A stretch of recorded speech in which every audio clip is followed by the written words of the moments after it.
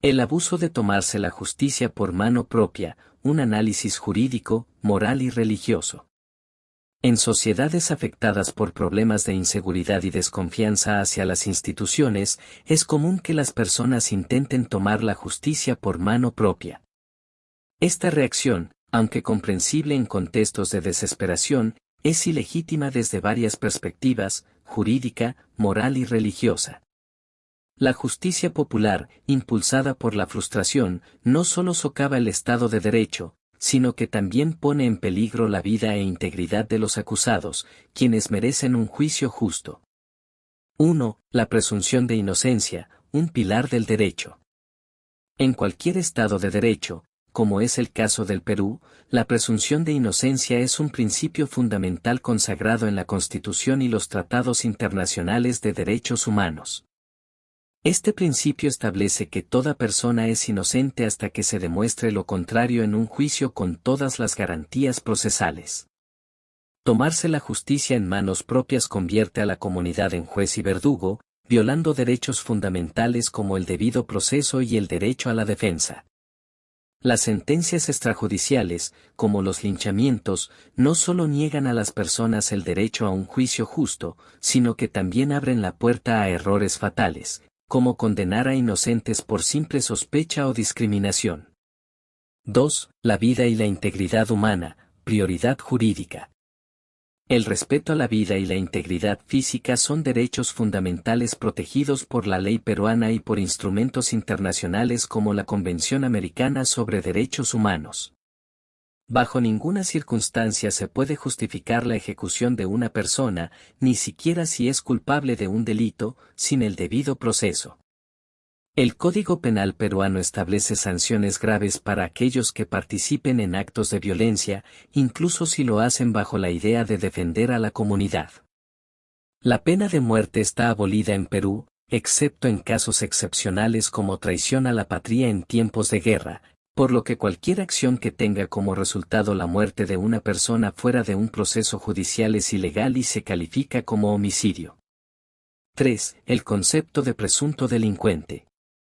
Es importante recordar que, bajo el principio de presunción de inocencia, establecido en el artículo 2, inciso 24, de la Constitución peruana, toda persona es considerada inocente hasta que se demuestre lo contrario en un juicio justo. Calificar a alguien de delincuente sin una sentencia judicial es adelantar juicios, lo que puede derivar en graves abusos, como linchamientos o actos de violencia impulsados por la ira colectiva. El artículo 151 del Código Penal sanciona el delito de coacción, donde el uso de la violencia o amenazas para obligar a una persona a actuar en contra de su voluntad se considera un acto punible. Las amenazas que imponen miedo a través de carteles o mensajes que incitan al linchamiento pueden caer bajo esta categoría, legitimando el uso de la violencia. 4. Linchamientos y abusos, actos que constituyen delitos graves.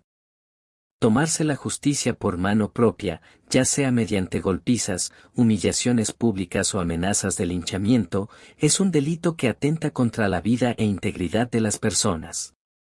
El artículo 108 del Código Penal sanciona el homicidio, mientras que el artículo 121 establece penas para los casos de lesiones graves. La violencia colectiva no exime de responsabilidad penal a los participantes. Por otro lado, el artículo 297 del Código Penal establece que las acciones violentas organizadas por un grupo, con la finalidad de intimidar, agredir o causar daño, también constituyen un delito.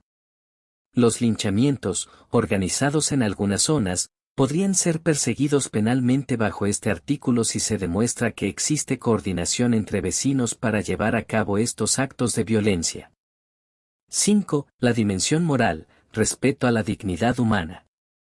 Desde una perspectiva moral, la idea de que la vida está primero debe prevalecer en cualquier sociedad. Ninguna persona tiene el derecho moral de arrebatar la vida de otra, sin importar los delitos de los que se le acuse. Actuar con violencia deshumaniza tanto a la víctima como al agresor, y convierte a la sociedad en un espacio regido por el miedo y la venganza. La violencia colectiva no solo es inmoral, sino que también socava los cimientos éticos de una sociedad que debería aspirar a la justicia, la compasión y el respeto mutuo. 6. La religión y el valor de la vida. En muchas tradiciones religiosas, el valor de la vida es sagrado y la venganza o la violencia extrajudicial están condenadas. En el cristianismo, por ejemplo, se promueve el perdón y la confianza en que solo Dios tiene el derecho de juzgar la vida y las acciones de una persona. Las enseñanzas de la mayoría de las religiones abogan por dejar que sea la autoridad justa, o en última instancia, Dios, quien decida el destino de una persona, no una turba de ciudadanos.